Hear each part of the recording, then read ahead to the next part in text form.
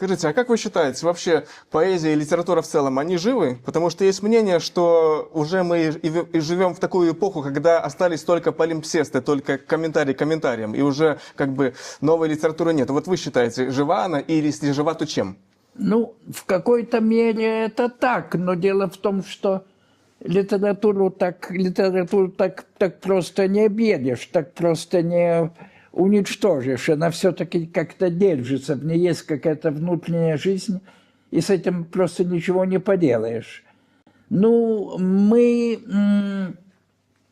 мое поколение, это уже добрых 2 или 3 поколения тому назад, было очень живое поколение. Была советская власть, но тем не менее люди в общем, писали, что хотели. И в том числе были очень талантливые люди в Литве. Марцелиус Мартинайтис, например. Ну, или даже Юдита Вайчунаитė, или еще кто-то были. Это все мои сверстники. Я недавно думал, где мы искали опору в этой ситуации, когда кругом существовала только советская поэзия, которую поэзией называть довольно трудно. Ну, естественно, предыдущее поколение.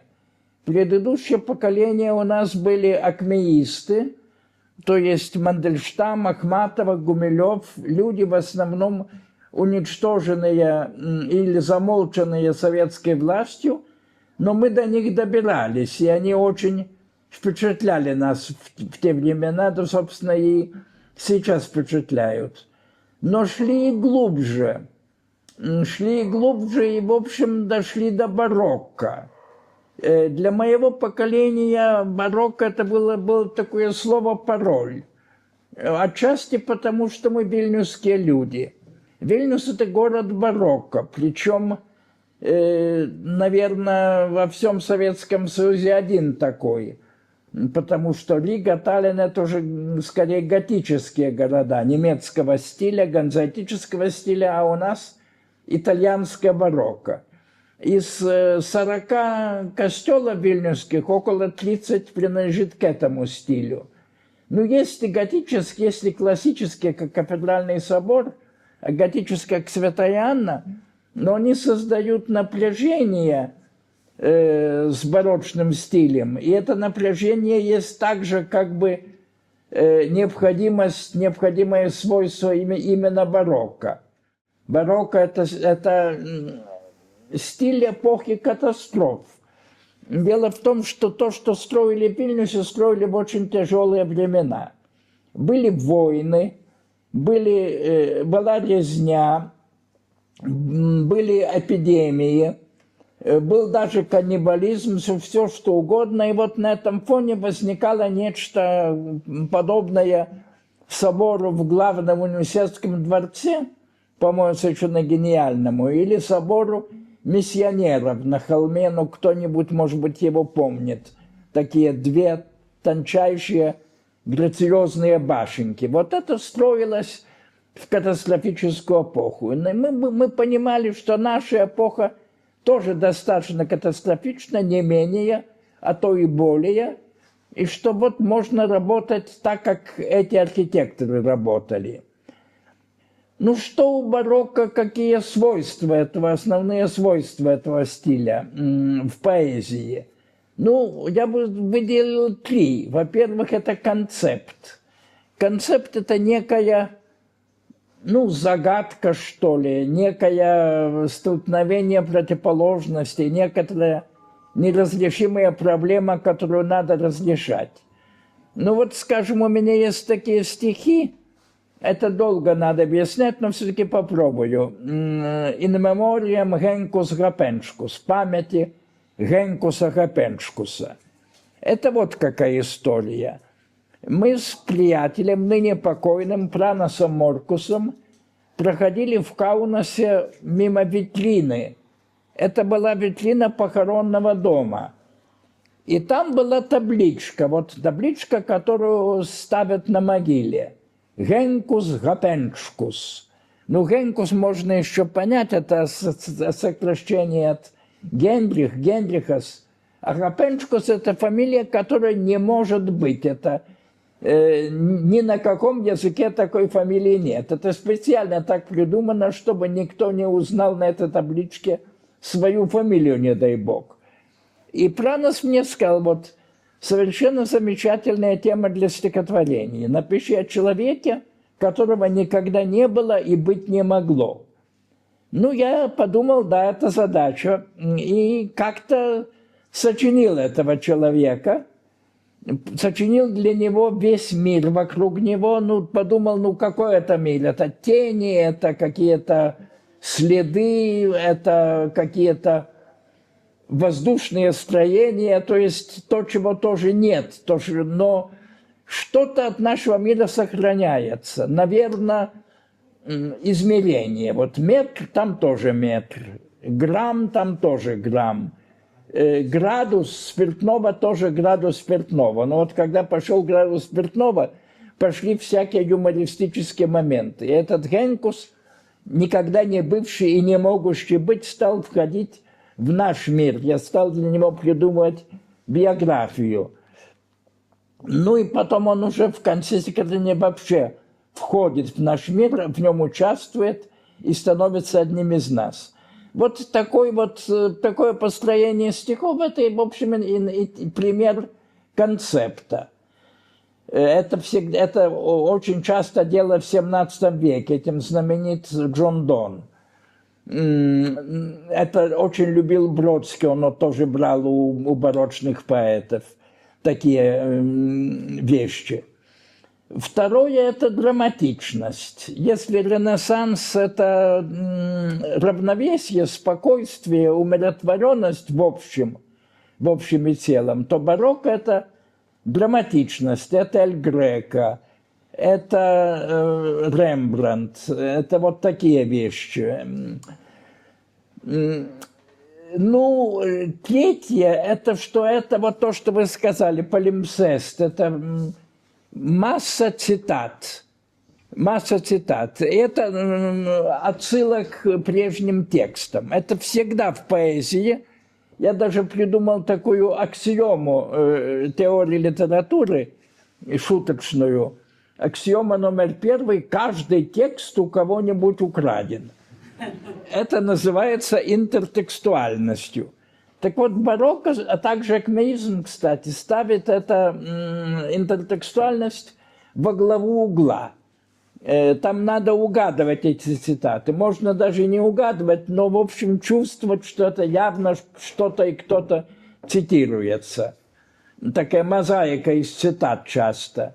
И это то, что называлось в 17 веке поэзис докта, ученая поэзия. То есть это поэзия, которую пишут образованные люди для образованных людей. То есть, чтобы понять это, надо знать, по крайней мере, античную мифологию, причем хорошо знать. Не какие-то там Ахиллес, Одиссея, а больше, гораздо больше. И знать библейские истории, которых сейчас тоже никто не знает, кроме священников, да и то не каждый священник. А тогда знали все. Ну, не все, но образованные люди. Писалось для образованных людей. И мы сочиняли такую поэзию с докта, которая требует комментариев, которые я даже, так сказать, вынужден иногда давать к своим стихам комментарии, потому что их неправильно понимают. Надо направить. Ну, скажем, есть такое стихотворение, где называется «После лекции». Я читаю лекцию в университете, разбираю стихи и чувствую, что что-то не то, что-то говорю не об этом. И потом студенты расходятся, я остаюсь один в аудитории, и является женщина. Женщина, которая мне читает целую лекцию. Вот что надо говорить то о стихах. Эта женщина Анна Ахматова. Она действительно говорила такие вещи. Я был с ней, имел честь с ней быть знакомым, выслушивал все это. И то, что она говорит, более или менее соответствует ее словам. Но критики не поняли, кто эта женщина. Ну, пришлось указать. Имеется в виду Анна Андреевна Ахматова.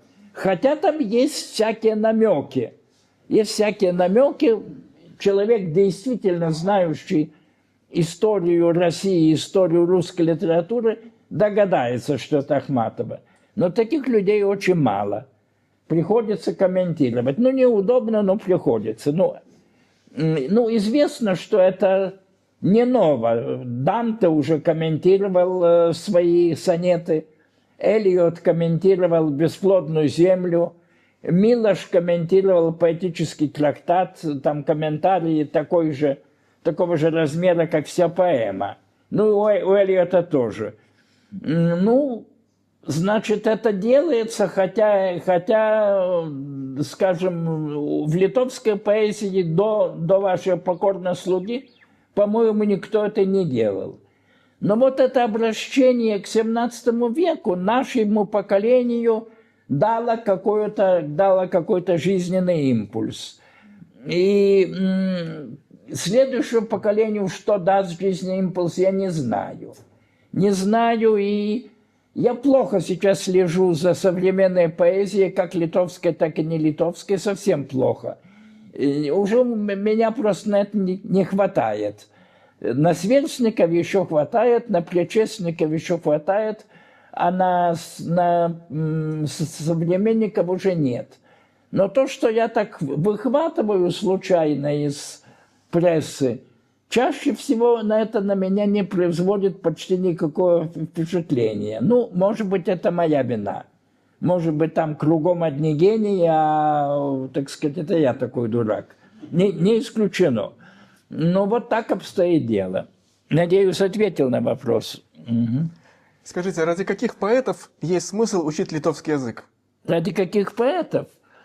Ну, вы знаете, вот то, что я сказал. Некоторые мои сверстники. Мартинайтис, очень хороший поэт Марцелиус Мартинайтис.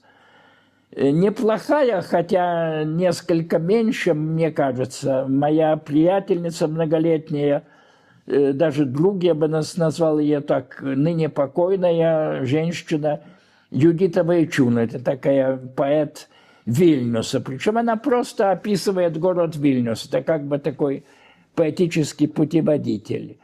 Есть поэты старые, то есть предыдущее поколение. Самый лучший, конечно, Генрикас Ладаускас. Он писал в межвоенную пору, потом при немцах писал и печатался, но он был чистый эстет. Это почти в сторону Мандельштама, в сторону Георгия Иванова, в сторону Гумилева, вот в эту сторону, в сторону французов.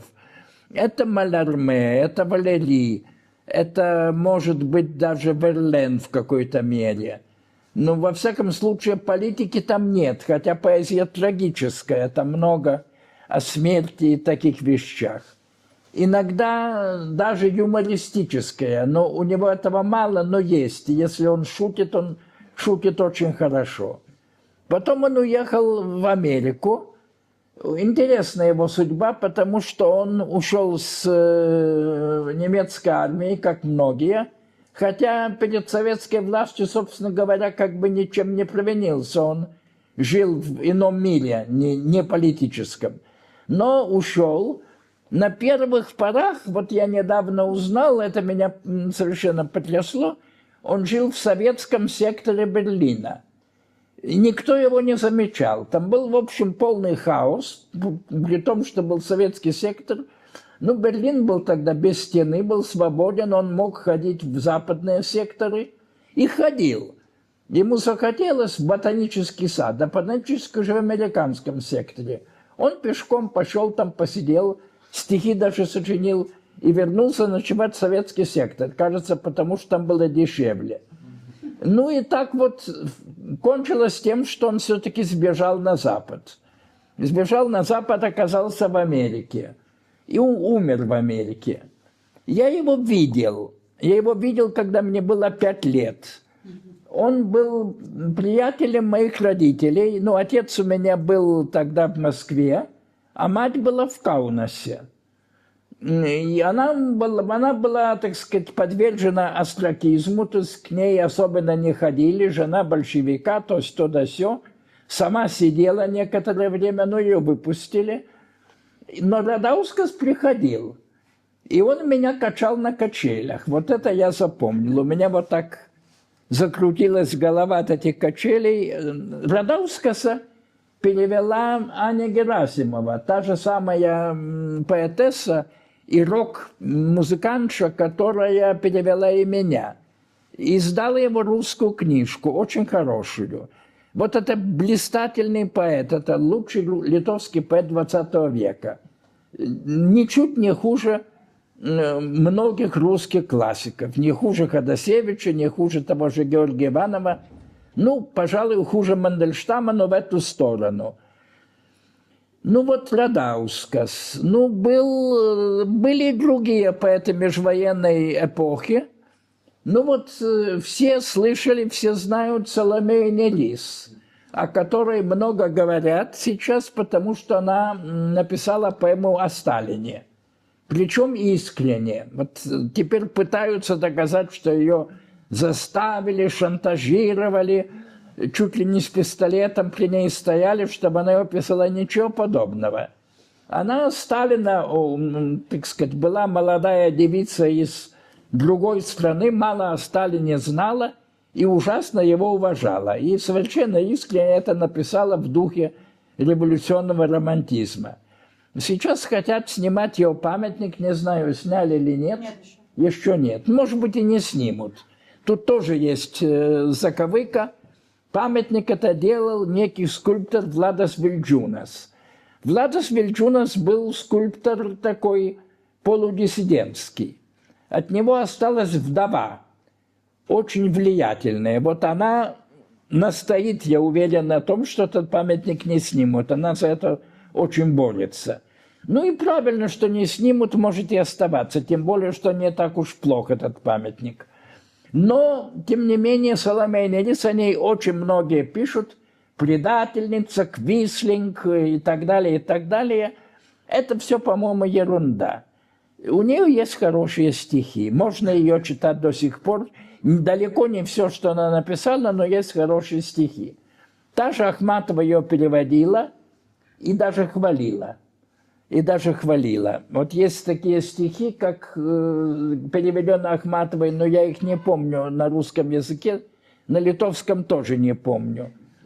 Но история о том, как когда ребенок как-то падал и калечил палец, то мать целовала, дула на этот палец, и все проходило. А теперь он лежит в окопе с раной в виске. И очень хорошо, что мать к нему не придет. Простите, у меня бывают такие вещи, что я сентиментален, я, так сказать, немножко голос у меня садится, когда я такие вещи говорю. Вот это Ахматова перевела. Перевела очень хорошо, это ничуть не хуже стихотворений ее самой.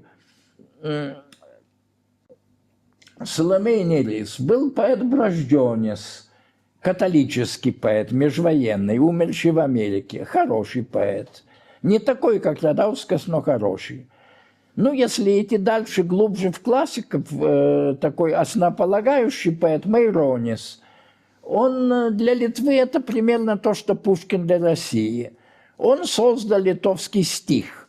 Он первым писал такими складными, читабельными, звонкими, хорошо построенными стихами.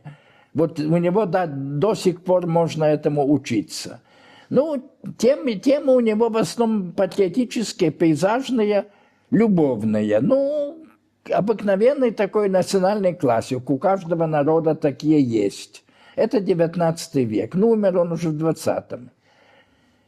Еще глубже, но это Донелайтис. Все хвалят Донелайтиса, это 18 век, времен Державина, современник Державина. Он жил в прусской Литве, то есть современной Калининградской области. Там при советской власти удалось восстановить храм, в котором он был пастором. Он был лютеранский пастор. Там его могила. И там устроить музейчик. Сейчас вот, когда испортились отношения, это все хотели прикрыть, но пока не удалось, так же, как и Соловейный лист. Пока не удалось, может быть, и не удастся. Музей этот в Калининградской области продолжает быть, хотя он переименован. Не музей Домилайтиса, а просто литературный музей.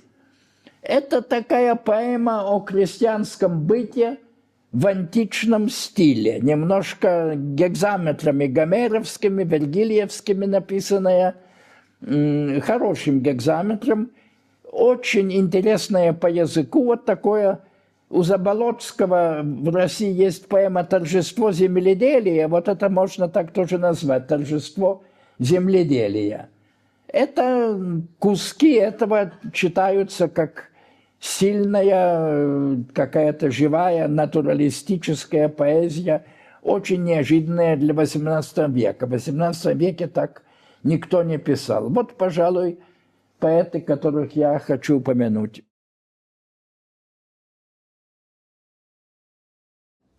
Для меня поэзия – это сильно организованный язык. Кстати, ритмы и рифмы – это не относятся к этой организации языка. Но можно и без них. Я пишу и так, и так. Я пишу и в рифму, и без рифмы. Сейчас в Литве в рифму уже никто не пишет, я один такой остался. Но, тем не менее, пишу и верлибрами достаточно много. Но это должен быть сгущенный, конденсированный язык, который воздействует и на то, как люди говорят. Если люди читают поэзию, они начинают владеть языком лучше. И это хорошо, потому что кто хорошо владеет языком, того слишком просто вокруг пальца не обведешь. Это помогает в разных жизненных ситуациях. Вот, по-моему, так.